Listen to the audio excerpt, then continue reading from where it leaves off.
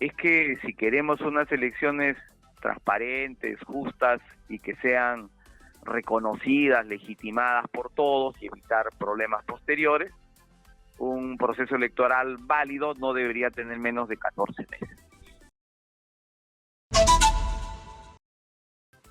Karina, muy buenos días. Muy Gusto de buenos días. saludarte. Mucho gusto por estar aquí. También gracias por estar en Exitosa. Dígame, ¿quiénes son los congresistas que están más reacios a este adelanto de elecciones? Me parece que hay un- una tensión ahí de un lado de congresistas que dicen tienen que haber reformas, que son los conocidos como la ultraderecha, y la ultraizquierda quiere la bendita Asamblea Constituyente. Entonces, eh, ¿qué han dicho los organismos técnicos? Bueno, el día jueves el Congreso invitó al ministro de Justicia y a los representantes del sistema electoral, el presidente del Jurado Nacional de Elecciones, de la RENIEC y de la OMPE. Y estos funcionarios dieron su punto de vista legal y técnico y luego se pasó al debate. De lo que quedó claro de la exposición de estos funcionarios es que si queremos unas elecciones transparentes, justas y que sean reconocidas, legitimadas por todos y evitar problemas posteriores, un proceso electoral válido no debería tener menos de 14 meses. Eso en función a ello es que algunas bancadas parlamentarias tomaron una decisión en cuanto a su voto sobre el dictamen de la Comisión de Constitución que planteaba elecciones para diciembre del 2023 y entendieron que 12 meses no era suficiente, como lo habían repetido, porque no lo dijeron en una sola oportunidad los miembros de las entidades electorales, ¿no? Entonces votaron para que se respete digamos que votaron en contra del dictamen pensando en que debería aprobarse la propuesta del Ejecutivo, que era abril del 2024. Y hay otro sector, como tú bien lo has resumido, que está planteando que junto a las nuevas elecciones se consulte a la población si es que está de acuerdo con una asamblea constituyente.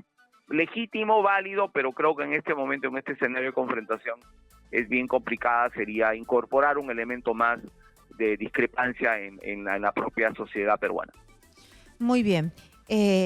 Yo recuerdo que Pedro Castillo había dejado de lado esto de la Asamblea Constituyente, es más, juramentó sin hablar de la Asamblea Constituyente y además también cuando firmó con las fuerzas de izquierda lo dejó de lado, ¿no? Entonces ahora, ¿por qué se quiere aprovechar este momento? Bueno, lógicamente que hay sectores, Karina, en el Congreso que siempre han repetido en sus discursos, en sus intervenciones en el Pleno, la necesidad, ¿no?, de una asamblea constituyente, de una refundación, etcétera. Es el discurso que ya todos conocemos. Pero plantearlo ahora en un escenario de convulsión social, en un escenario donde hay más de 20 muertos, lamentablemente, yo creo que lo que hay que buscar es los puntos de coincidencia, es decir, en las Claro, no de decisiones en las cuales división, ¿no? todos estemos de acuerdo y que no genere más división. Por eso es que ya algunos pensamos pues de que o quieren aprovechar el escenario de convulsión o en todo caso pretenden permanecer hasta el 2026, lo cual no me parece correcto. Congresista, ¿y cuáles son esos puntos de coincidencia? Porque si bien está la Asamblea Constituyente, también hay congresistas que dicen yo no voy a votar a favor del adelanto de elecciones sin unas reformas mínimas. Y también esa es una posición intransigente cuando vemos que hay una convulsión social. Se pueden hacer reformas, pero también hay una parte de la población que legítimamente dice, ¿por qué lo van a hacer ustedes? No confiamos en ustedes. Pero hay que explicar que si es que no hay reformas, van a estar los mismos partidos políticos, los mismos, vamos a tener más de lo mismo. Entonces, ¿dónde está ese punto medio donde se podría llegar a un balance? Porque si sacamos a los ultra radicales, los que no van a cambiar, ¿se alcanzarían los 87 votos o nunca vamos a alcanzar esos 87 votos?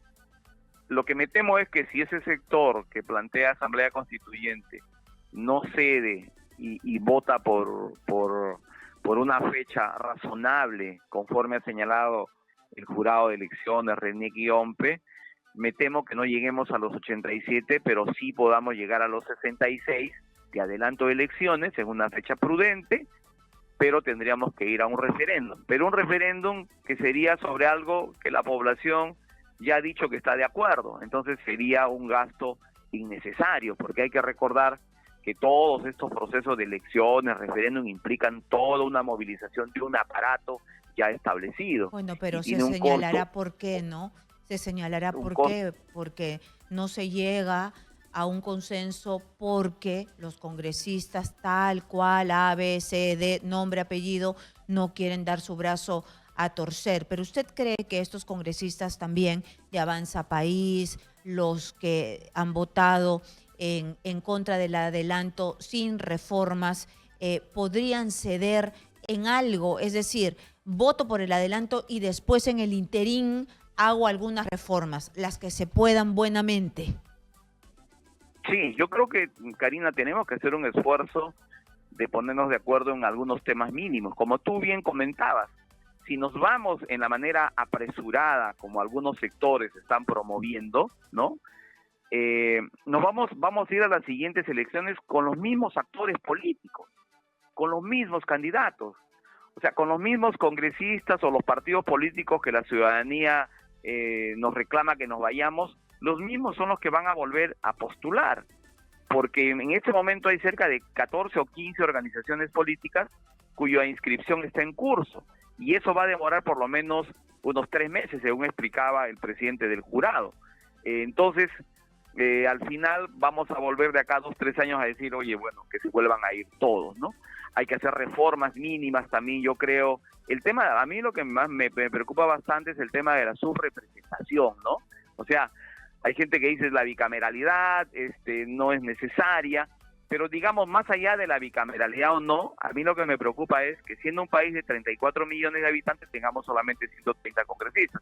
Mi región tiene desde los 80 un solo parlamentario y somos más de 200.000 habitantes y con tantos problemas que tú conoces muy bien como mujer de prensa.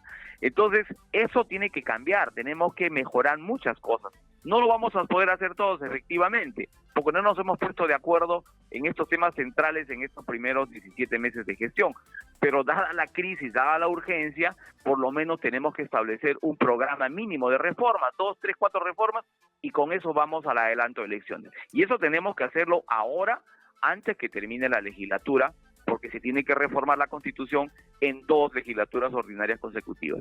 Muy bien, ojalá que Acción Popular, Avanza País, Renovación Popular, Perú Libre, Bloque Magisterial y Perú Democrático se lleguen a poner de acuerdo, o por lo menos, pues, algunas bancadas hagan que se llegue al referéndum y que se señale claramente quiénes son los que están perturbando esta votación. Quiero su opinión política sobre lo que ayer dijo la presidenta Dina Boluarte. Ella ha dicho, yo de verdad que no sé cómo lo toma usted, yo tengo una interpretación, pero me gustaría escuchar la suya. Ella ha dicho que el fuero militar también va a investigar la muerte de los civiles, pero ella antepuso, la Fiscalía está investigando la muerte en las protestas y el fuero militar también va a investigar lo que ha sucedido. Es decir, yo entendí de que se iba a investigar esto para sancionar a los militares, ¿no?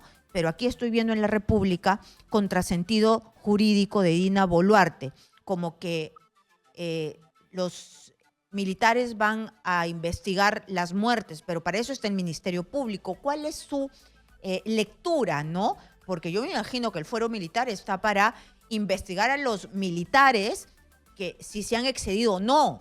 Y otra cosa muy distinta es la Fiscalía, que es la que tiene pues todo el ámbito jurídico penal para decir quién es culpable o inocente. Efectivamente, el fuero militar es Exclusiva y específicamente es un fuero que se reconoce en la Constitución, pero que se aplica estrictamente a sus integrantes, a sus miembros, cuando han cometido alguna infracción, ¿no? Alguna conducta que infringe sus normas reglamentarias y sus normas de conducta. El Ministerio Público está referido a los delitos comunes, ¿no? En todo caso, se tiene que investigar por el lado del fuero militar, específicamente la conducta de los militares que han intervenido en las zonas de emergencia, pero el tema de los homicidios, concretamente las muertes de Ayacucho, en Andahuayla, tiene que investigarse en el Ministerio Público, ¿no? Claro, esto es una investigación interna, ¿no? Que siempre se hace, como se manda a inspectoría, el fuero militar, es decir, se va a investigar más allá si es que ellos los declaran inocentes. Imaginemos, ¿no? También está la palabra de la Fiscalía. Efectivamente, lo que sucede es que en estado de emergencia se autoriza que las Fuerzas Armadas intervengan en respaldo de la Policía Nacional del Perú, y también hay normas legales que te establecen la forma y modo en la que se puede utilizar las armas de fuego, ¿no? Muy bien. En todo caso, eso es lo que se va a investigar precisamente en el fuero militar. ¿Cuál fue la conducta? Si se cumplió los procedimientos. Entonces, si hay un apego a la norma legal, evidentemente que no habría infracción de ninguna naturaleza, pero eso se verá en la investigación que se va a abrir justamente en el fuero militar. Muy bien, muchas gracias. Hemos estado con Eduardo Salguana, congresista de la República. Regresamos rápidamente, no se muevan.